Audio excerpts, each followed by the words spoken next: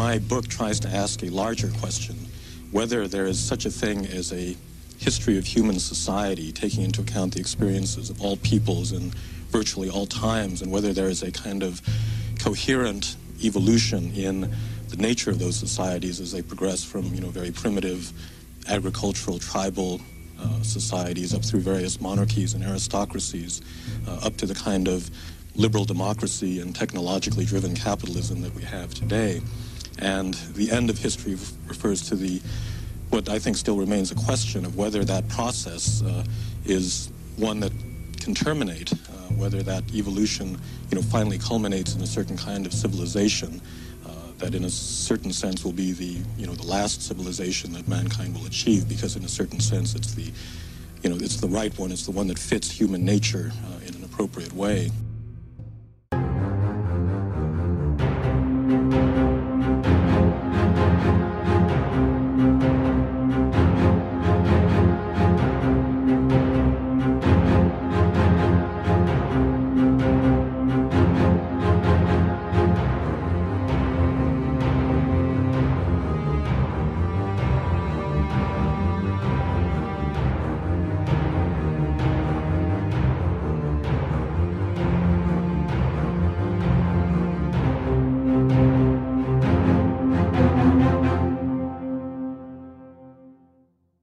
Ma è proprio vero che la storia è finita?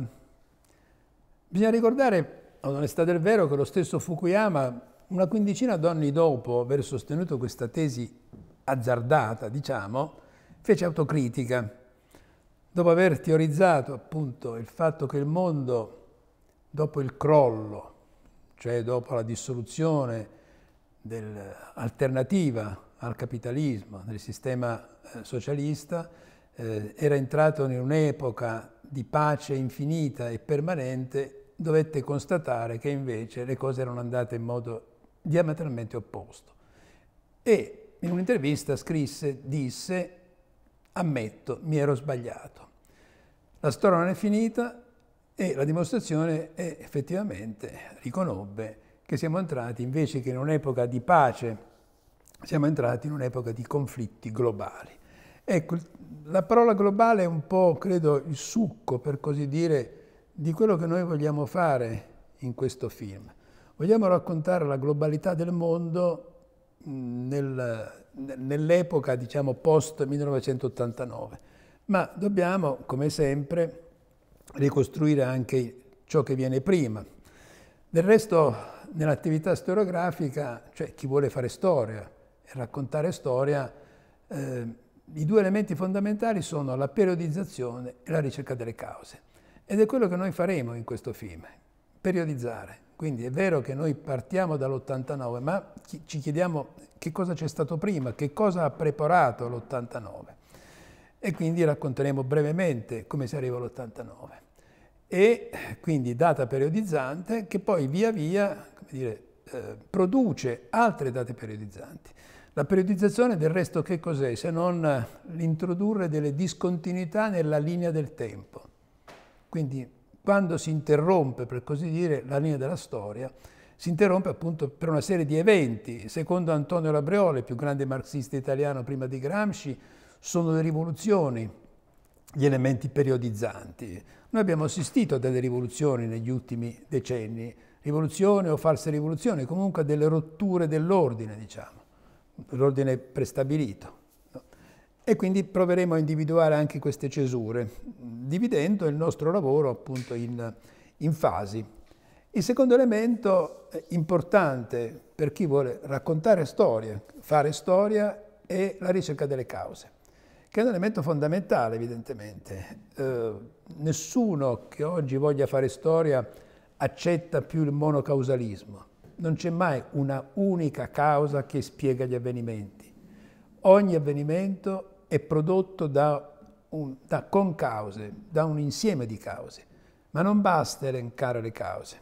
Questo lo diceva Edward Carr, grandissimo diplomatico e storico, che ci ha lasciato un'ammirabile storia della Russia bolscevica dal 17 in avanti, ancora oggi un'opera fondamentale di circa 5.000 pagine.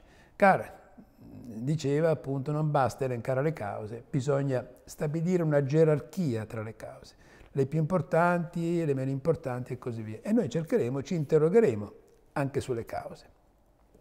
Quindi rimane, diciamo, nel nostro focus, rimane questa parola globale, globalizzazione, che vuol dire tante cose. Vuol dire interconnessione, interconnessione di persone, interconnessione tra nazioni, interconnessione tra economie, tra mercati, interconnessione tra ideologie, ma interconnessione significa anche scontro. E noi appunto abbiamo assistito, a partire dagli anni '80 in realtà, e con un crescendo dall'89 in avanti, abbiamo assistito al fatto che le interconnessioni siano diventate poi scontri militari. L'elemento militare finisce per essere un elemento qualificante del mondo appunto di cui vogliamo parlare, il mondo post-89. E quindi in questo nostro racconto proveremo anche a distinguere gli ambiti che poi si intrecciano tra loro, cioè c'è un ambito propriamente socio-economico, come sono andate un po' le cose, come si è definito un momento di crisi forte del capitalismo che poi trova nella vicenda Lehman Brothers, no, tra il 2007 e il 2008, con le conseguenze mondiali che ha avuto, e la risposta che il capitalismo ha dato a questa sua crisi.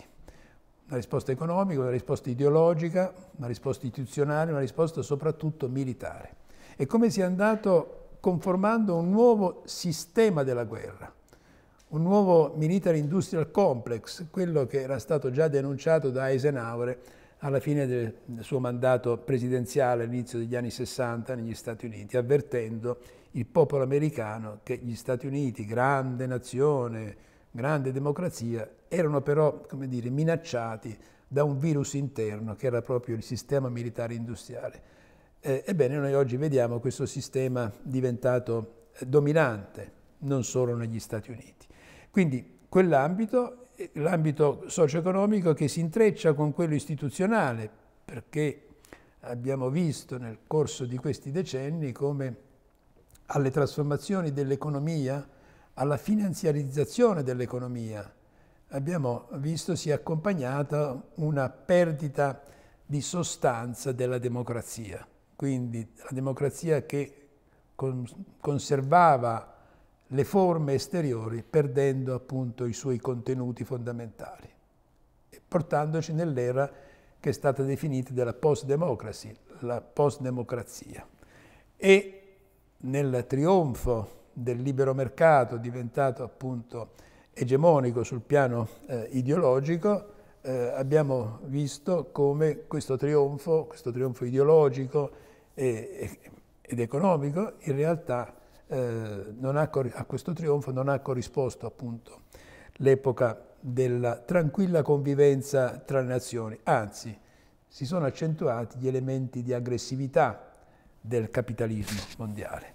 Quindi noi proveremo a raccontare periodizzando, ma via via cercando le cause degli avvenimenti, ricordando che non tutti gli avvenimenti che citeremo sono diventati poi dei fatti storici veri e propri, perché un avvenimento diventa un fatto storico quando produce delle conseguenze.